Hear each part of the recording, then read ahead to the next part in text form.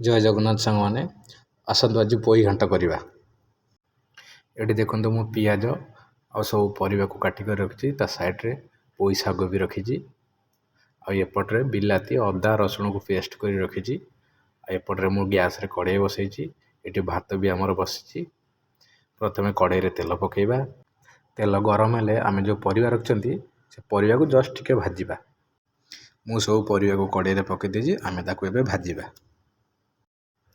ଏଠି ଦେଖନ୍ତୁ ପରିବା ଆମର ଅଲରେଡ଼ି 30-50% ହେଇଯାଇଛି। ଆମେ ଯେଉଁ ଶାଗ କାଟିକି ରଖିଥିଲେ ପୋଇ ଶାଗ, ତାକୁ ଆମେ ପକାଇକି ଭାଜିବା। ତାକୁ ଏମିତି ମିଶାଇ ଦେବା। ଏଠି ଦେଖନ୍ତୁ ଆମର ପୋଇ ଆଉ ପରିବା ସବୁ ହେଇସାରିଲାଣି। ଆମେ ତାକୁ କ'ଣ କରିବା, ବର୍ତ୍ତମାନ ଆମେ ତାକୁ ଗୋଟେ ଜାଗାକୁ ବାହାର କରିଦେବା। ତାପରେ କ'ଣ କରିବା, ସେ କଡ଼େଇରେ ଅଳ୍ପ ଆଉ ତେଲ ପକାଇ ତେଲ ଗରମ ହେଲା ପରେ ପିଆଜ ପକାଇବା। ପିଆଜ ଜଷ୍ଟ ଫ୍ରାଏ ହେଇସାରିଲା ପରେ ଆମେ ଯେଉଁ ଅଦା ରସୁଣ ଆଉ ବିଲାତି ପେଷ୍ଟ କରି ରଖିଛନ୍ତି ତାକୁ ପକାଇବା। କଡ଼େଇରେ ଏଇ ପେଷ୍ଟକୁ ପକାଇ ତାକୁ ଆମେ ଭଲସେ କଷିବା। ଏମିତି କଲର୍ ଆସିଲା ପରେ ଆମେ ହଳଦୀ ଗୁଣ୍ଡ, ଲଙ୍କା ଗୁଣ୍ଡ, ଜିରା ଗୁଣ୍ଡ, ଧନିଆ ଗୁଣ୍ଡ, ଏମିତି ଆପଣଙ୍କ ପାଖରେ ଯାହା ବି କିଛି ମସଲା ଅଛି ଆପଣ ତାକୁ ପକାଇବେ। ପକାଇ ସାରିଲା ପରେ ତାକୁ କଷିବେ। ତାକୁ ଏମିତି ସବୁ ଭଲ ଭାବେ ମିଶାଇ ଦେବେ। ଏଇଠି ଦେଖନ୍ତୁ ଆମ ମସଲା ପୁରା ରେଡ଼ି ହେଇଯାଇଛି। ମସଲାର ତେଲ କେମିତି ଅଲଗା ହେଇଯାଇଛି। ତାପରେ କ'ଣ କରିବା, ଯେଉଁ ପରିବା ଆମେ ଭାଜିକି ରଖିଥିଲେ ତାକୁ ଏଥିରେ ଆମେ ପକାଇବା।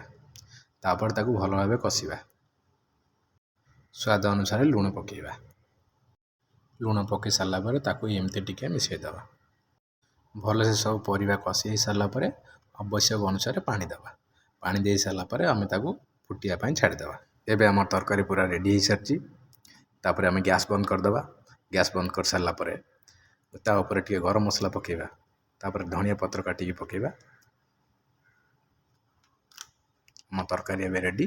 ଆଜିର ଭିଡ଼ିଓଟି ଆପଣଙ୍କୁ କେମିତି ଲାଗିଲା ନିଶ୍ଚୟ ଲାଇକ୍ ଆଉ କମେଣ୍ଟ ମାଧ୍ୟମରେ ଜଣାଇବେ। ଫେସବୁକ୍ରେ ଦେଖୁଥିଲେ ଫଲୋ କରିବେ। ଆଉ ଯଦି ୟୁଟ୍ୟୁବ୍ରେ ଦେଖୁଛନ୍ତି ତାହେଲେ ସବସ୍କ୍ରାଇବ୍ କରିବାକୁ ଜମା ଭୁଲିବେନି।